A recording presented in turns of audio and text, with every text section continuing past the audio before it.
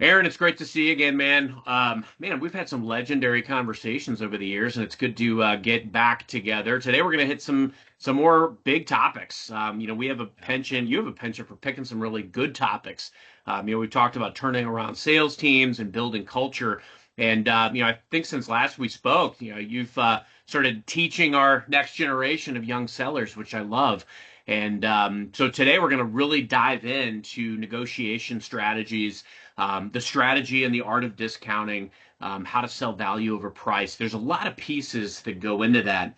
Aaron, I'd love to hear just kind of general philosophy. We'll kind of start at the balcony view, and then I think we'll dive right in and actually Yeah. talk about some realities and some stories. What are your thoughts on negotiation, and how should sellers today be approaching negotiation strategy? Yeah, it's funny because I just moved to a different company, right, back in July and Yeah. left to come to Paylocity as a regional vice president. Super blessed, great company, love it here. Payroll space is something I've been passionate about, so it's good to be back in a space that I'm very comfortable with. That being said, right, one of the things that as you look around, you start evaluating the business, you start to see some trends and things. And I've seen it at other stops too, even at Walters Kluwer and some previous companies where negotiation is not something that sometimes our sales reps are really focused on. We're so focused on cramming a deal down that we become desperate. And so, that's the enemy of a good negotiation is a desperate sales rep. And at that point in time, the buyer knows that you're desperate and it gives them the leverage. Okay, so most of the time as salespeople, I'm noticing a deleveraging. As you get into the proposal phase or you're getting into a contract negotiation, okay, as soon as the other side sniffs any kind of being desperate, then you're in trouble, right? Then you lose all of your leverage at all when you're not willing to walk away or stand your ground or let it marinate. Okay, so I see some of those mistakes. I'd love to unpack a few of those, the mistakes that we see in that process. Discounting at the end of the month, why does that happen? Okay, and kind of peel that onion back a little bit because I think that there are some things there. Just got done teaching my reps on a session on being desperate and discounting, and I thought it was something that we should bring out and talk about and get your lens on your perspective on it as well. I love it. These are super important. And there's a few table setting things that I want to throw out there too. I think you hit the nail on the head, Aaron. People get this sense of it's all about overcoming objections or, how do I overcome this objection? I remember running a call center years ago, and more reps would come to me about how do I overcome this objection than anything else. And then I'd start asking them questions, right? Like, oh, tell me more about this organization's business. Tell me about like what's this, this business owner's, what's their mission? What's their desired legacy? They didn't know anything about the organization. They were just trying to overcome based on price or based on I see no value in this. They hadn't uncovered anything. And that's why it's so critical that you're setting the right foundation. I always like to say, before you can feast, you've got to set the table. You've got to understand negotiation is like a chess game. You've got Yeah, to really understand the person that you're playing, and you're playing with them. Like this is a joint venture. You ideally want everyone to emerge from a negotiation feeling good, and so yeah. it's critical that there's common ground. It's critical that everybody's able to emerge from this deal feeling like they won something. Don't get me wrong, some negotiations are very brutal. Some are very challenging. Got a few stories I'll tell today, but I will say that, really negotiation is kind of an art of making it about everybody ideally winning something. Yeah, I would agree with that. In my class at Clemson University in the graduate program where I'm an instructor as an adjunct, one of the things that I teach in my business negotiations class is about integrative negotiation. Yeah. Okay, there's two forms of integration for our audience, right? You have a distributive negotiation, which distributive means it's competitive, right? So when you go buy a car, when you go buy a house, like you don't care about the other side, you want the best deal. And we all have distributive negotiations, including myself, right? When I buy a car, Carson, I want the best deal. I don't really care if you lose. My wife Okay, is the so best car negotiator I've ever seen. I love it. Yeah, and it's the same when you're buying a house or anything on a retail sense, right? But when you get into a business to business sense, there should be, right, an integrated partnership where it is more of a win-win, right? Like you're developing a partnership for the future. So the other side, both sides need to make the best deal possible, not a good deal, the best deal possible. Okay, there's a difference. That's another level up. right? So to get to the best deal possible, there has to be a give and take. There has to be good planning. You have to understand each other's goals. You've got to frame the negotiation up front, okay, and make sure that the other side is winning too. As sales reps, though, half the time we get wrapped up into, well, we want to win, and we'll see what happens to you later, right? And so we're more worried about that, like how do we win, and not the other side. And as soon as they detect that, okay, then that's in the spirit of partnership. We see salespeople losing deals when they can't be trusted. Okay, when they start getting pushy, they start getting aggressive. Okay, so those are the things that I think we really have to talk about is how do we make that negotiation integrative, where it is a win-win, and you have to embody it, not just say it. Very well said. Um, there's a element of short-sightedness that I think a lot of sellers have where, to your point, Aaron, there's a desire to just go for the close. Like I've just got a Right. hardcore press for the close. And don't get me wrong, like all the media and mediums that we get surrounded by sometimes can certainly, make a seller feel that kind of pressure or angst, the always be closing mentality. That's not really what gets deals done. No. It's funny. I made a shift as well recently in my career and moved into a space where my team supports hundreds of nonprofits in North America. I'm not doing a lot of the same negotiation things that I've done historically, but I have negotiated several nine-figure deals in my career and over $1 billion of business. I've done that, so I don't necessarily need it today, but I will say that in recent memory, I've definitely got a lot of experiences with negotiation where the relationship is key. Yeah. Knowing what the other people in the room want and need, what looks like a win to them, is extremely important. And I always like to say relationships are what beget deals.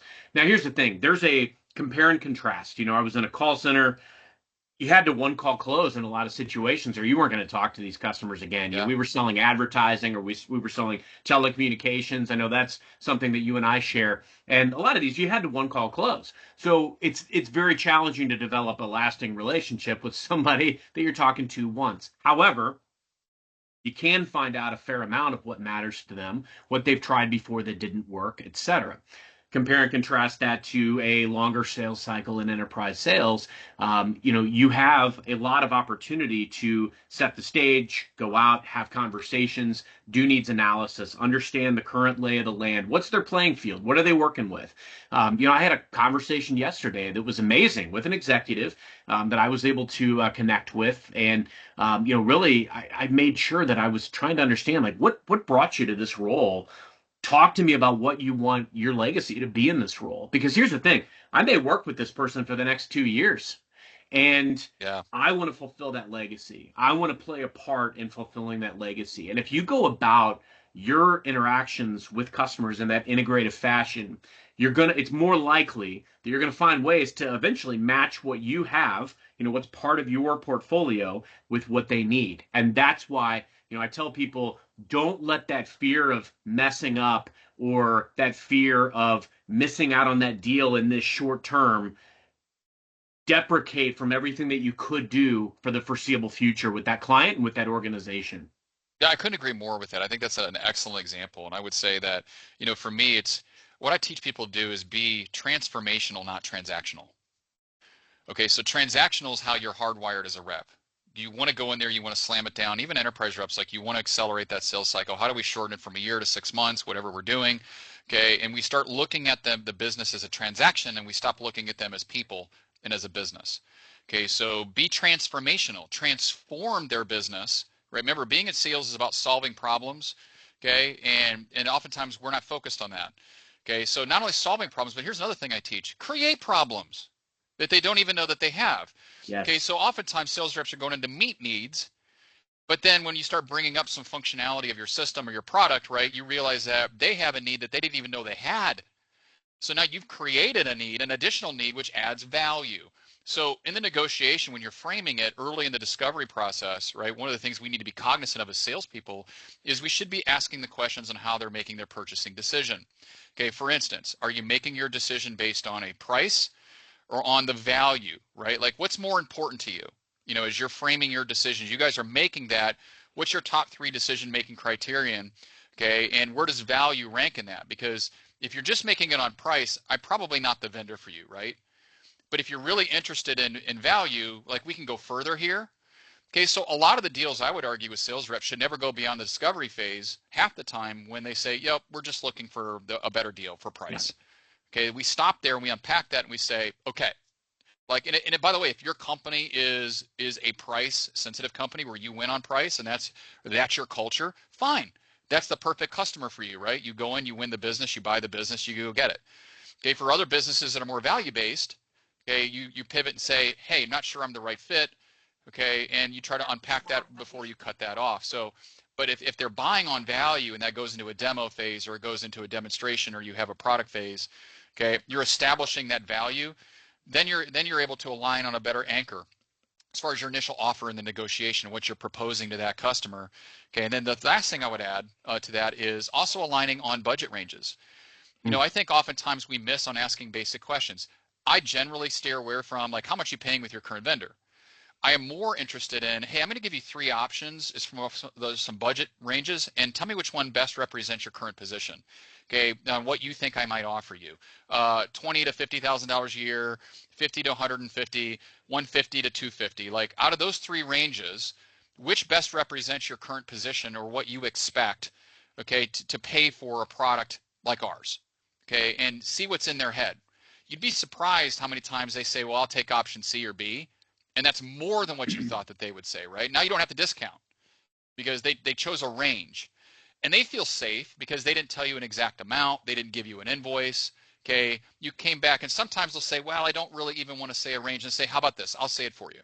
Okay. Would you say right now that you think my product's going to be somewhere within that $50,000 to $100,000 range? Okay. Well, I would hope so. Oh, that's all you had to say, sir. Okay. And so you just get them to say yes or no by just Yeah. reframing the question, right? So pinning those things down, that's a negotiation, that's good planning.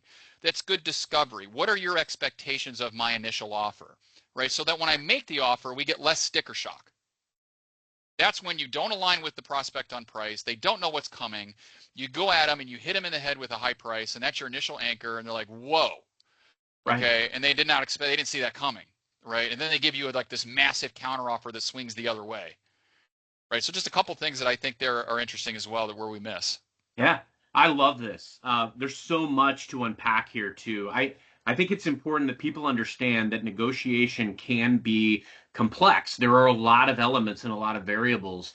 Even like, and I want to talk about. I know we're going to get to the art of the discount, and there's a lot of internal selling that goes along with this. Sometimes there may be I've got to get some other internal stakeholders to weigh in on this deal to give me what I need, and then I don't go back to my client and show all my cards. But I want to double down on something about the importance of the relationship that you have with this client.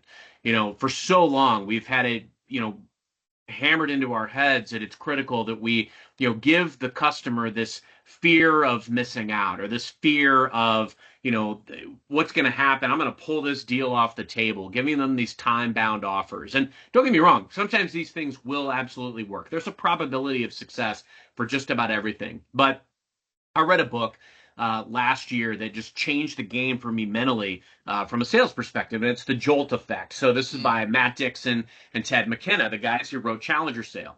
And what it's all about is, in essence, because of this post-COVID world, and you and I were talking a little bit in prep for this in the green room, just about the impact that post-COVID, the pandemic has had on sales in general. It's yeah. changed the playing field. We do a lot more virtually. It also makes face-to-face matter even more. It's almost more of an event. But what they did is they studied all these calls. Now that we have this ability to study all these virtual remote calls, these recordings, and they were looking for trends. What was working, what wasn't, what were some of the key indicators, things that the customer said, things that the seller said. And by and large, what they found out is that customers are not married to what they're doing. They're not married to status quo. They're not married to the way that things are going.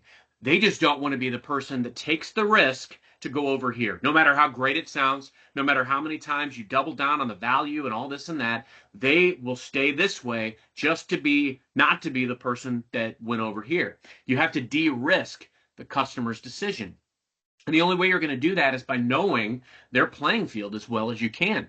I've been able to have situations where people told me, Carson, I do business with you, even though you're more expensive, because I know you're going to be honest with me. I Yep. mean, I've recommended my competitors when they were the right fit and I wasn't, and I introduced them to my friends at the competition. Yeah. So think about They that for a second. exactly. Think about how you de-risk. Now, so here's when I coach people, right? One of the things in coaching that we tell people is, as leaders, as sales leaders, as a sales leader, don't just tell your sales reps what to do.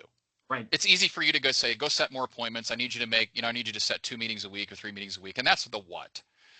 The how is where you win as a coach, as a sales leader. So I need you to set 2 meetings, but here's how I want you to do it. And then the third thing is, and here's why it matters. Okay, that's coaching and development. If you want to Hmm. develop players, but you also, right? So you also have to, you have to do that when you're de-risking a deal, right? You have to build that trust. Okay, to your point, like what you just said, they trust you. Okay, that takes the risk out of a deal. Okay, when there's trust and there's a relationship that ensues, okay, where they feel like, okay, the risk is mitigated here, where they feel like you're really in it for them. So let me go back to, let me switch here and hit on something. So why are number one reason why the average salesperson is desperate in a deal? Do you know why that is? Number one reason that we found statistically, they don't have a pipeline. Ooh, If ouch. you even in the enterprise space, now think about this. Yeah, Okay, so if you only have one deal in your pipeline for the month and you don't close it 100%, it's all or right? nothing. You're not eating, right? Or for the quarter, or how if you're enterprise, if you're mid market, if you're small market, okay. So, but if you've got 3 or 4 or 5 deals, let's say you're in a major market or small market deal where it's not enterprise and a little bit shorter sales cycle, right? It's 30, 90 days. Okay, if you don't have 5 to 7 deals in your bucket every month, okay, or more, right? You're going to be desperate. And the client can sense it, right? The prospect can sense when you're desperate. So what happens? You lose your leverage because now they know that you need them more than they need you. And as soon as they sense that, they play that game, Hmm. right? And they're going to milk you and get the discount out of you. They're going to get the free services out of you. Okay, they know that you need them. But when you have a pipeline, you're willing to step back, punt the deal into next month or into the month after, right? Say, hey, listen, you know what? You guys, we can start whenever you want. You guys want to start next month? We start. I don't care. As long as you go with us, I really don't care. You want to do January? We do January. And when you say that to a buyer, right? It's called the law of attraction in human nature. And it's whether it's relationships, okay, man and woman, they meet each other, they go on that first date. What happens if one side signals being desperate? The other person pulls away. As soon as you light up that other person with text messages and you just met them, they're pulling away. They're saying, they're giving you the Heisman, right? They're saying, okay, I was initially attracted to you, but I'm not no more because you're coming on way too strong and you're too desperate. Sales is the same way. It's the Yeah. law of human attraction. We're attracted to things that, when people don't need us, that independence, that confidence, right? And so the buyers are the same way. When you're in it for them, when you're like, hey, listen, we can go whenever time frame works for you. Okay, and you're not pushy, you're not aggressive because you've got 5 to 7 other deals that could close that month or that quarter. Okay, that takes the pressure off you. You don't need to be desperate. Right. You can now slow it down, do what's right for the client or for the prospect, okay, and making sure so you get your leverage back. Okay, now you don't need to give in on discounts. All right, so it's funny. I think prospects have us so well trained. Why do you think in most all companies today in America, the last 2 days of the month is when we start giving things away? It's like Christmas every month. The buyers know that. You don't think they bought software before? You don't think they bought products like yours before? Of course they have. Okay, they're smart enough to know if we just wait this thing out, we get down to the last 2 days of the month, we're going to get free gifts. We're going to get an extra 10% off. We're going to get an extra 15% off. We're going to get, a free month of service, or we're going to get whatever. Okay, and then we cash in, and the sales reps are all happy. We hit our goals, and we're down to 8 p.m. on the last day of the month putting in deals. Okay, it's because we've been conditioned and trained by the buyers, and we have lost control of the negotiation process. Very true. And I would say, when you think about relationships and not just with your sales team, very similar to with customers, the best way to really open up that level of trust is through transparency. Um, look, my background is in advertising and telecommunications, and I often like to say the only reason that I've been successful in technology is because I'm very transparent with my customers, with my buyers. I've been in this organization for 10 and a half years, and often the best value that I can bring to my customers is demystifying all the things that they have access to, that they have no idea. I remember when I first started in this role years ago, and customers would tell me, like, hey, you guys only show up when it's time for renewal or you want our money. Talk about pre-programmed buyers. I mean, into the fiscal year, that's when a lot of our purchases would take place. And they knew that they would get optimal discounting and things of that stature. And I tried to turn that on its head and be very counterintuitive. I would reach out proactively, acknowledging that I know that they invest significantly with my organization if they are, but also acknowledging that they have access to these resources that nobody was telling them about because everybody's always just trying to sell them something. And I'm trying to show, hey, this is some of the value that I can bring. I can help you demystify some of the things that we have today. And frankly, that's what helped me develop the relationship that I needed to be able to find out the things that I needed to find out about them. One of the best negotiations I ever did, and then I'm going to talk about some of the hardest, and kind of that art of the discount piece with Yeah. you. But one of the best negotiations that I ever did, there was a customer that I had a phenomenal relationship with. And, we did some great business together. I met the person on LinkedIn, ironically. I know I talk a lot about that on my other shows. I met the customer. They were moving to St. Louis, and I reached out to them and basically said, hey, I see you're moving to St. Louis. We work closely with, some of the people in your organization. They were running a very siloed business. They had about 6 different business units, and I had deals with one of them. And the rest just kind of did their own thing, wouldn't talk to me. And I'm like, hey, if you need any help, like figuring out schools to send your kids to or places to live, restaurants, anything like that, let me know. And I'd love to, kind of show you some of the things that we've done with the organization. I got a meeting with him the following week before any of the competition, and he told me point blank what he needed from me and what he wanted it from me. And I delivered it through the time we were together. After we no longer worked together, I got a phone call from the successor rep and their team. They could not close this renewal. And they called me up, sent me in, gave me carte blanche to do whatever I needed to do. I wouldn't get paid for this deal. It took me 45 minutes to close this deal. And I basically just Wow. sat down. It's like, where do we need to be? I mean, and do you care what components of this deal I build in from growth perspective? Because I know the levers that I can pull to get strategic discounts out of the business unit that we're talking about. And the long and short of it is they didn't have a firm number. I mean, he even said, he's like, I need to be here. And I said, do you need to be there or can we get you about right here? And can we add some strategic growth areas that make sense based on where we think you're going to go together over the next 3 years? And that's what we ultimately ended up doing. They gave a little, we gave a little. This team got paid because I knew the strategic levers to pull. And I was very transparent with the buyer. Hey, these growth areas are important to my organization. The way we report our numbers to Wall Street, this stuff matters. And I know that if I build these things into the deal, and you're going to go this way in 3 years anyway, over the course of this deal, I can discount here and I can discount there and I can give this funding and I can give XYZ. But those things don't come inherently. And Aaron, what I'd love to hear is, a lot of times sellers, they think, well, let me just immediately go in for the discount. I'll just Correct. discount down. I know I can Yep. do this, which immediately devalues whatever they've said. Correct. What should be a seller's discounting strategy? So let's think about this. One of the analogies, I'm a storyteller, right? When I get in front of a buyer, I like to tell a story because you have to connect real life to the buying Yep. situation for them to understand. So let me give you an example.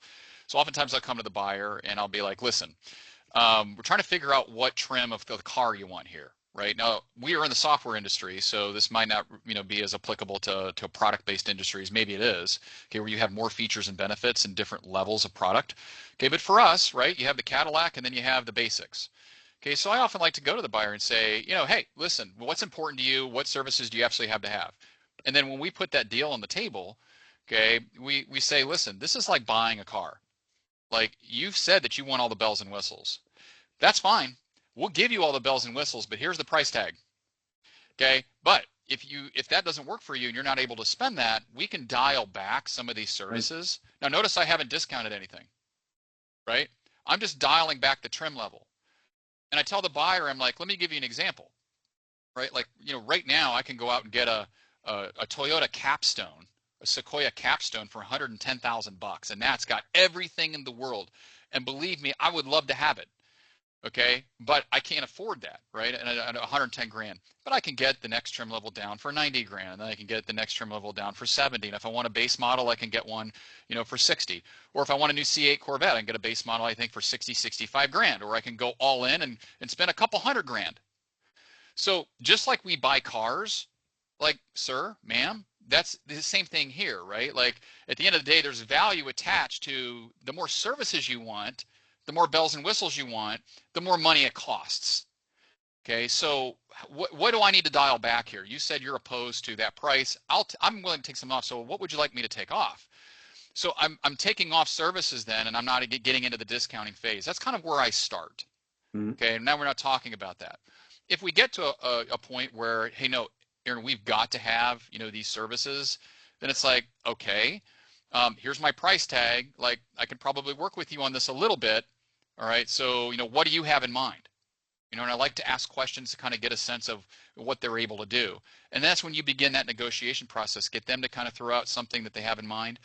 But to capitalize on what you said, internally, when I do internal negotiations, oftentimes I'll go to the buyer and I'm like, okay, so Chris Voss says this in his book. It's called mirroring. Okay. And mirroring is you're repeating back to the buyer the things that they said, because then they know you're listening to them. When you mirror a buyer, they want to be listened to and they want to be respected. That's the most important thing. Okay. So when you repeat it back, they know you're listening. So I would say, so what I'm hearing you say, sir, ma'am, is that if we could get to here, okay, you would be willing to move forward today. The operative word. It's a word that we like to steer away from as sales reps because we're afraid to ask for the business. Okay, no, I like to say today. Okay, today or now. Those are the operative words. Okay, and they say yes. If you can get to there, I'll be there. Okay, I don't know that I can get to there. If I were be able to get to here, like the illustration you just get, would you be willing to move forward today? Do you see any reason, power of no, do you see any reason why we couldn't move forward today? If I were be able to come back at this price, not quite where you want to be, but it's not, I'm coming off my position. Okay, and they say that we would do that. Great. Now I'm not saying that I can do that. I need to go align internally, okay, and get that approval before I can come back to you. Okay, but it's good to know that you're committed, because I don't want to go negotiate with you, sir, ma'am, internally with my team if you're not committed to moving forward today. Like, that's just because I can go get that approved and then bring it back to you and you shut it down. They're going to get frustrated with me. I'm not going to be able to get anything approved with them ever again. Okay, so now that I have your commitment, let me go to work for you. So now I'm an advocate for the buyer, right? And then they're excited. They're like, okay, he's advocating for me. And we go get that approved internally, and you just go internally and say, listen, I got a buyer right now who's going to buy for X. We've come off our position a little bit. We're still making good margin. Okay, do you see any reason why we couldn't get this approved? Nope, go get it. And you get it approved internally and get the deal. Okay, so sometimes it's like that, right? Where that's how you kind of frame that negotiation. One more thing, not to ramble on here, but I think this is important, Carson, is when it comes to discounting, we often discount in blocks of zeros and fives. Okay, big mistake. 10% Yes. discount, 15% discount, 25, 35. Okay, when you give somebody a discount in a 0.5, Carson, what do you think that says in the mind of the buyer? That they could probably have squeaked out more. Is that actually the last potential percentage point, decimal point that they could have gotten? Totally tracking with you. Yeah. So one of the But if things that I we extend teach, a 24.8% discount on a solution, then what do they think versus that? well, think about it, right? When you discount with four digits, so a decimal and two digits after. So let's say you went in at 17.17%. So I like to discount odd numbers, okay? And because what that signals to the buyer I is always there was pick my some. lucky numbers or like kids' birthdays, stuff like that. There you go. That works. It might not be as much then, right? Yeah, but you go in with those odd numbers and you start low. Start at 9.61%. Why does it have to be 15 or 20% initial discount, right? Start at 9.61. The message that it gives to the buyers that there was thought that was put into the discount pricing and that there's margins that are factored in, okay? And then when you give something up, if you do it in zeros and fives, they expect another block of 0 or 5 to be given to them. So if you start out with a 10% discount, they expect 15, 20, 25% as a counter. Okay, if you start at 9.61, you might go up to 14.67, right? And you'd be like, listen, we'll go up to 14.67%, right? Like we can take another chip out of this. I'm giving away a whole lot less, right? Now, do you know why that is in corporate America or internationally? Let me give you an example of why odd numbers is important. When you go buy a gallon of gas, why is it always .99 or .95? You ever thought about that? Okay, Thought when it you go was to a retail store, psychological to make you feel like it wasn't as much as it is. Yeah. exactly. It's a cycle. When I go to Kohl's, it's $49.95. An item of clothing, right? It's never $50, 50.00, right? Plus Like you don't tax. see it plus tax, right? So it's an odd pricing strategy. That's marketing. It's one of the things we teach in marketing, right? So in marketing, right, odd numbers is the way you discount, and it's the way you like to go to market. Okay, so that is the best way when you're discounting. Think of odd numbers and think of adding additional decimals. Okay, so you're not giving away as much, and it does send it. The way it hits the brain is it does send the right message to the buyer. I love so much that you brought up Chris Voss. I was in a really, really challenging negotiation some time ago, and it was an executive that I had a good-ish, about as good as you can get relationship with. We were on a regular cell phone basis, and they made some very big demands that were not possible. I mean, I knew they were not possible, and they were adamant that they were. Um, and literally before negotiation with this person, I one day just crammed as much Chris Voss as I could get my hands on. I was listening to him, listening to his podcast, listening to YouTube videos of him talking, and just incorporating all these things. And I have to admit, we did not get the deal done that I wanted, but we finally did come to terms. But you said something that was really poignant, Aaron, and it's framing yourself as the customer's advocate, making sure that they know that you're their evangelist. I will come right out and tell a customer, please arm me with what I'm going to need to go back to the business and sell this for you. Like, I want to maximize the investment that we can make here. So give me Yeah. everything that you think you might do. Is there a path to over the next 3, 5, 10 years doing X, Y, Z? Are there things that if you considered doing, you would do them with us? Like, help me narrate the story. You said something earlier that really struck me, and it's we're storytellers. We've got to tell stories to the business sometimes Yes. as well. And I'll tell them like, hey, I have Yep. an internal facing body that I've got to go in front of. And sure, like, my executives empower me to get the deal done. So you don't need, like, I have some execs that try to go over my head because they think they're going to get better. And I'll tell Right. them point blank, as will my executives. Carson's empowered to get this deal done. You need to work with him. And that's what I love about my leaders is they put the power in my hands. But I will Yes. tell the customer, I've got to go to an internal facing body to ratify this deal that you're wanting. And if I'm able to go back, and this is what I'm thinking, if I'm able to go back and let's say your time to value isn't until year two, I can ramp this in a way that might be more meaningful for you. So your first year payment isn't as high. I can offer incentives around this. You need services for this. I can fund that. Would that be meaningful? And so being able to have these hypothetical conversations with customers to say, I would like to go to my business and try to package this. This is what I'm thinking based on what you've armed me with, what you've said are your priorities. You do care about the cost, but you also want to make sure that you get these value pieces because the other thing too is if a customer's sold at a car lot on getting the $110,000 all the bells and whistles, and then you start peeling stuff off, guess what happens? There's that fear of loss. It's like, Exactly. I don't really want to peel off the bells and whistles. How can I make this work? And so you do want to understand the full landscape of the customer's ecosystem because ideally you want to potentially go after all the areas where you can be a value and a deal. But furthermore, you also want to be able to go back to them in a way that is going to be like if I sell my business on giving me a 20% discount on a solution, I'm definitely not going back to the customer and offering 20% because then what happens when they say no? I got to go back and try to sell this again and squeeze out more money of the business. Trust me, I did that years ago. I made that rookie mistake. Never again. If you get 20% approved, you go back to your customer and maybe you give them 14.7%. Then Right. maybe you give them 16.2 or Exactly. 16.3. Those are the key elements that you've got to put into place to make sure that you have everybody coming away with something. The business feels like it got something. The customer feels like they got something. You get something. It's what I call the holy sales trinity: the customer, the company, and you. Everybody's going to win on every deal, or it's a bad deal. I love that. And I would add this in closing to our conversation. I would say that, one of the other techniques that Chris teaches is the power of no. And it's a way that, and you should read the book, Never Split the Difference. I'm giving Chris a plug because I think it's great. I teach Power of No, and my organization did it, my previous organization. Okay, we don't want anybody to say yes, ever. We want people to say no. And if you read why that is, okay, there's key questions that you ask a buyer. You don't want them to say, hey, would you mind signing by Friday? Or, hey, do you think they can get this back to me by Friday? You don't say those because as soon as you try to get them to say yes, they feel baited. They feel like you're trying to hook them. You reverse those questions and say, do you see any reason why I couldn't get the agreement back today by noon? Okay, would you be opposed to signing this today?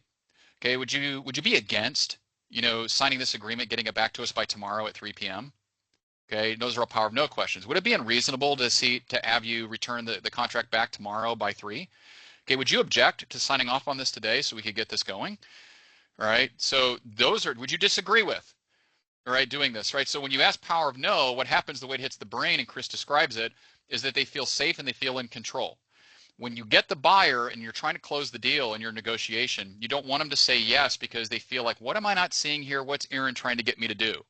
When you change the question to get them to say no, Carson, that makes them feel safe with you, Yep. and they feel in control of the negotiation, and they're more apt to say, no, I don't have any objection to getting it to you tomorrow. No, I'm not opposed to signing this today. No, I'm not against doing business with you at that price. And you win the deal. You'll be surprised how many more deals you win using power of no. Okay, so I just thought that's a great ending to our conversation.